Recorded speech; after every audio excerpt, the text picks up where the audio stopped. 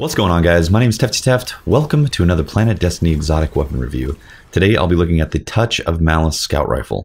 It's a rather unique exotic both visually and functionally, with a lengthy exotic quest line required to obtain it. It's very unique looking. The body is wrapped in leather and cloth with a dark Taken energy mass resting underneath the sights. It honestly looks as if you took pieces of the King's Fall bosses and had Eris Morn perform a ceremony while the gunsmith properly assembled this beast. The archetype of this scout is a high rate of fire, low impact type. If you're familiar with the Deadshot Luna, then you'll know what to expect right away. First off, how do you obtain this weapon? It starts with a questline from Eris Morn to collect 5 calcified fragments, which begins a long and extensive process that requires entering the King's Fall raid at least once, returning to Eris to accept a new quest that requires killing the War Priest, Iranuk, and Oryx himself, killing more named majors, collecting 45 calcified fragments, and finally killing a named Taken wizard on a special version of the mission Fear's Embrace. After all that, you get the Touch of Malice from Eris Morn, along with a sexy new emblem that broadcasts to everyone you have the Malice and collected all those fragments on that one character. Keep in mind that the fragments have to be collected on that particular character. It's not account-wide, it's per character. Now, is all that effort worth doing for this weapon? Let's talk perks first. I want to point out right away that full auto is a hidden perk.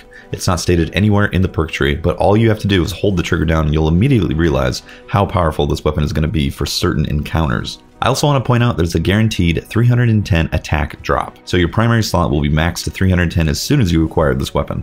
The signature exotic perk is Touch of Malice. Final round of the magazine regenerates and deals bonus damage at the cost of the wielder's life force. How much bonus damage? 2 times bonus damage, which is significant considering the fire rate is basically like an auto rifle.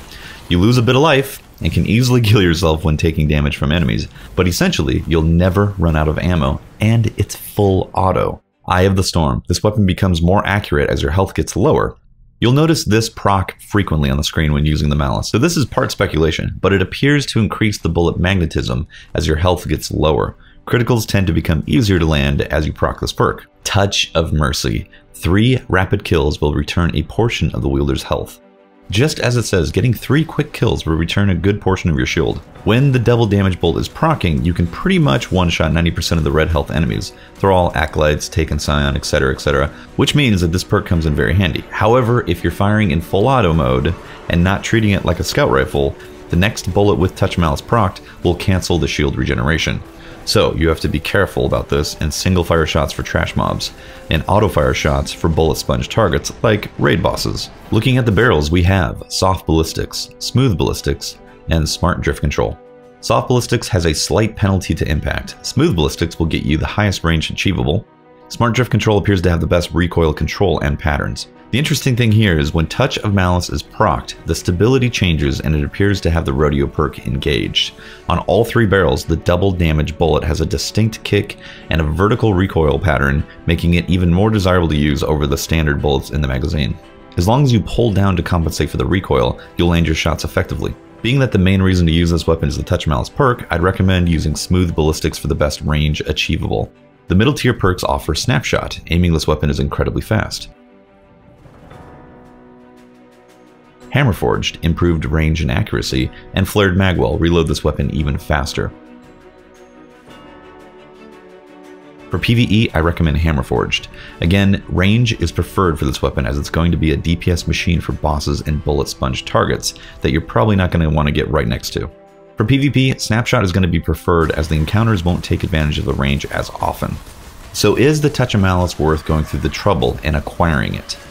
For PvE, yes. Absolutely yes. This is a damage per second beast, and it's a primary weapon not typically associated with large amounts of DPS. Having endless double damage bullets on your primary is just incredible, even with the trade-off of losing health.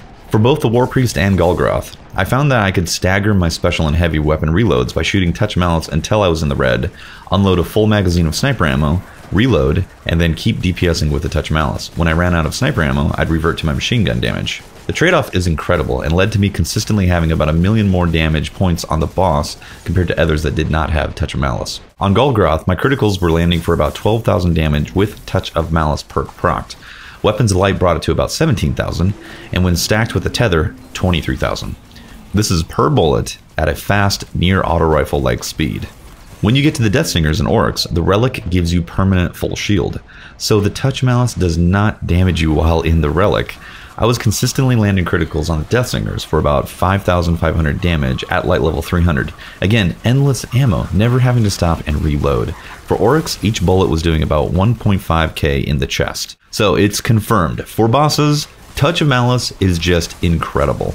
For trash mobs, it's not bad, but I do miss my raid pulse rifle. The trade-off for all this DPS is the loss of health. And yes, you will accidentally kill yourself if you're not paying attention. Quite easily, actually. When getting swarmed, you have to proc the Touch of Mercy perk fast, or run and get cover. Not the easiest thing to do in raids Nightfalls.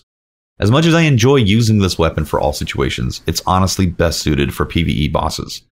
If you pair it with the King's Fall Sniper and Machine Gun, and utilize the Cocoon perks effectively, you can stagger your health loss and ammo usage incredibly well. You will always have primary ammo with the Touch of Malice. Now let's talk PvP. I find the results very mixed.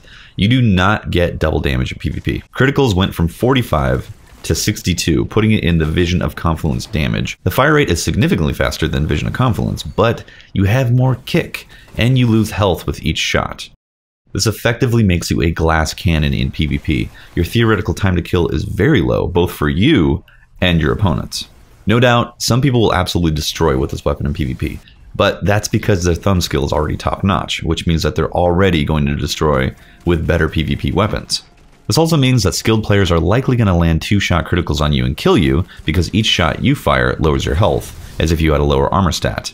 On top of that, you're resetting your shield recharge timer every time you fire a double damage bullet. Ultimately, if you're a PvP-focused player and asking yourself, should you jump through the hoops to get this weapon? I'd honestly say no. It's not going to change your PvP game, even though it's a lot of fun to use. Touch Malice has been designed specifically as a raid tool. I'd imagine that a full team of 6 with Touch Malice will be able to down the raid bosses in incredible time. The heroic version of King's Fall will be interesting in that once you're dead, you cannot be revived, so you're going to have to pace your Malice shots to not inadvertently kill yourself during a boss DPS phase. I can comfortably recommend at this point that you should absolutely go and complete the quest to get the Touch Malice if you're planning on seriously attempting the heroic version of King's Fall. And that is it for this review, guys. I hope you enjoyed it. Once again, my name is TeftyTeft with Planet Destiny. You can also check out my personal channel for more Let's Play Destiny content and stream highlights. Thanks for watching, guys. I will see you next time.